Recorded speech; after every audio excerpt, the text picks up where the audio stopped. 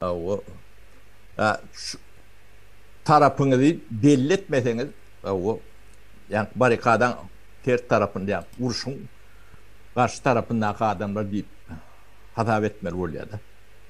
Yani tamam. Buna ben koşulamak diyen bilmeyen sizin vatanınız, sizin çağalarınızın geleceği o Türkmenin şu at ya şeyde alsan köpüsü öz çağatına kadim düşman, yöne düşmanın derler. O siz çağan ne için yatıyorsunuz? Onun geleceğine yok ediyeniz eliniz bilin. O birinin sesini çıkarman, birinin çapak çalıp, birinin aydım aydım. Yine birinin eğilip, bükülüp, ya yine burada dedim. O çağalanın geleceğini yok et.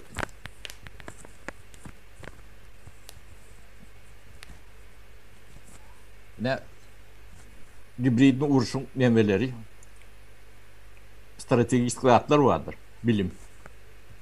Şunu çok ördüler. Evet. Başlangıç bilimim, orta bilimim, yukarı bilimim, akademiyanıda meşruatlar hem becet yok edilenler. İyiden seyretip buraya. Şu at istenlik muallimdir. Adam yalak bir yönü ders verer yalak demesem bilgisem yok.